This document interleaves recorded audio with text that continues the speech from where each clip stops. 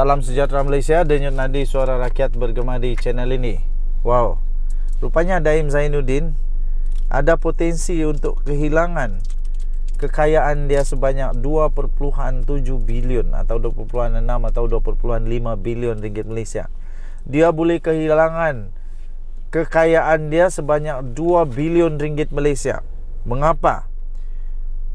Pertama, ada satu artikel yang saya baca ni, Menara Ilham itu sebenarnya boleh disita sehingga 18 bulan. Bukan itu sahaja. Suruhanjaya Pencegahan Rasuah Malaysia diberi kuasa oleh undang-undang untuk menyita Menara Ilham.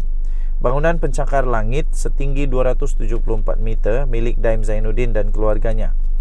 Boleh sehingga 18 bulan sementara siasatan dijalankan, kata seorang peguam. Ini peguam yang cakap ya. Peguam yang cakap, yang memang tahu tentang undang-undang Malaysia.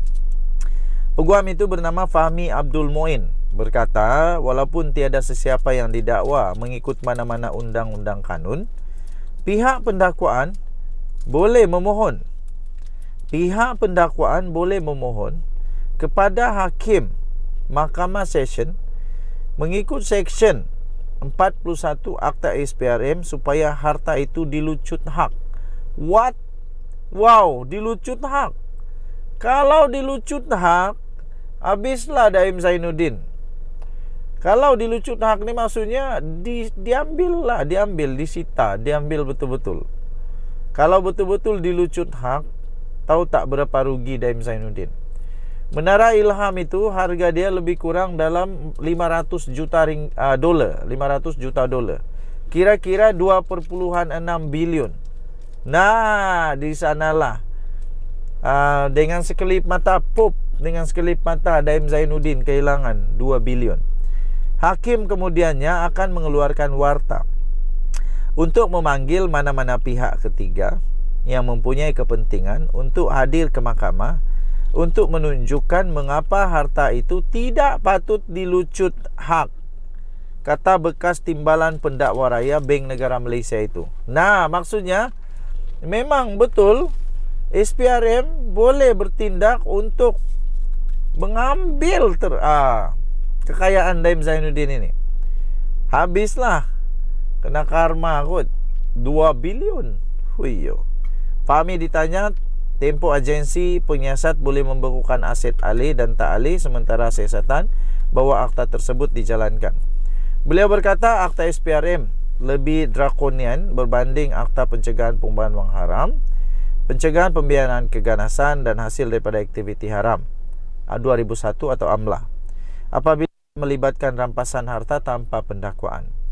Fahmi berkata Akta SPRM membenarkan hak ke atas harta itu dilucutkan jika daim atau sesiapa yang dikaitkan dengan harta itu berjaya didakwa. Sekiranya terdapat kesalahan predikat diutamakan, dan jika pihak pendakwaan memperoleh sabitan, maka hak ke atas harta itu boleh dilucutkan. Boleh dilucutkan, katanya kepada FMT. Minggu lepas dilaporkan Menara Ilham disita mengikut Seksyen 38-1 Akta SPRM, sementara siasatan dijalankan.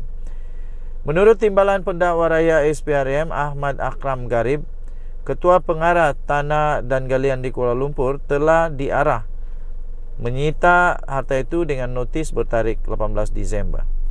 Mana-mana individu yang ingkar notis itu boleh disabitkan kesalahan dan didenda tidak melebihi 2 kali ganda nilai harta itu atau RM50,000, mana-mana yang lebih tinggi, dan dipenjara tidak lebih 2 tahun.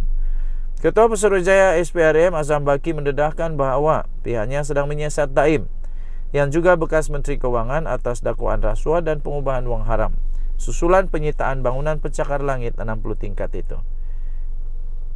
Denyut nadi suara rakyat bergema channel ini. Bye-bye.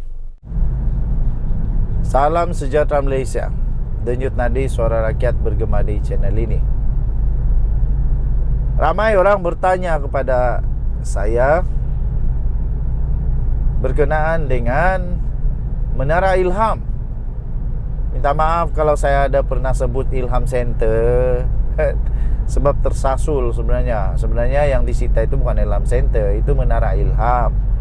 Menara Ilham ya, Menara Ilham milik yang dikatakan milik keluarga Daim Zainuddin.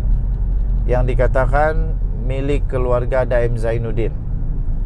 Jadi ramailah yang tanya, Menara Ilham tuh yang ada 60 tingkat, berapa berharga dia itu?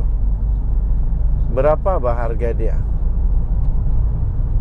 Dan ada satu maklumat yang saya nampak, rupa-rupanya harga Menara Ilham itu gila punya mahal. Memang patutlah disiasat oleh SPRM. Patutlah disiasat oleh SPRM. Sebab menara itu saja nilai dia boleh menyebabkan Daim Zainuddin tersenarai sebagai bilioner dunia. Tapi memang banyak bisnis dia. Cuma saja SPRM mau tahu saja bagaimana dia boleh dapat kekayaan begitu banyak. Dan SPRM mau tahu saja sebenarnya dari mana sumber-sumber dia untuk beli kekayaan yang ada pada dia sekarang nih. Itu saja. Tapi hairan juga kenapa Daim Zainuddin sampai 5 kali dia minta penangguhan untuk pengisytiharan aset itu, termasuk dalam negara dan luar negara. Itulah sebabnya disita. Jadi balik semula kepada Menara Ilham. Berapa berharga sebenarnya Menara Ilham ini? Sampai Daim Zainuddin marah betul. Sampai Daim Zainuddin kata dia sedang berbincang dengan peguam untuk mungkin akan mengambil tindakan undang-undang kepada yang berkenaan lah. Jadi rupa-rupanya, tahu atau tidak, ini saya mau bagi tahu lah ni, harga Menara Ilham itu adalah lebih kurang 500 juta US dollar. Kalau dalam ringgit Malaysia, lebih kurang 2.6 bilion ringgit Malaysia. Kita sebut sajalah 2.5 bilion lah. 0.5 bilion itu pun sudah mahal. Ini kan pula 2 bilion. 2 bilion. Jadi kalau dibahagikan 60 tingkat bahagi dengan 2 bilion, berapa juta harga setiap tingkat itu? Bayangkan kayanya Daim Zainuddin. Bayangkan berapa kaya dia sampai kalau harta dia itu, Menara Ilham itu saja pun dia makan sampai bila-bila pun tidak juga habis. Sampai bila-bila dia makan tidur tetap tidak habis juga. Begitulah kekayaan Daim Zainuddin. Jadi bayangkanlah, Daim Zainuddin memang marah betul lah. Ini kan pula kalaulah dilucut hak milikan. Sebab ada satu artikel yang saya baca, rupa-rupanya boleh juga dilucut hak milikan. Kalau dilucut hak milikan, habislah Daim Zainuddin. 2.5 bilion hilang begitu saja. Woi, nah, ini barulah mengejutkan seluruh dunia. Barulah mengejutkan seluruh dunia. Okey. So, tuan-tuan dan puan yang dihormati sekalian, apakah keputusan yang seterusnya? Kita nantikan daripada siasatan lah. Adakah Daim Zainuddin akan didakwa? Itu pun belum tahu, sebab Azam Baki sendiri berkata bahawa SPRM tidak pernah menyebut bahawa Daim Zainuddin didakwa.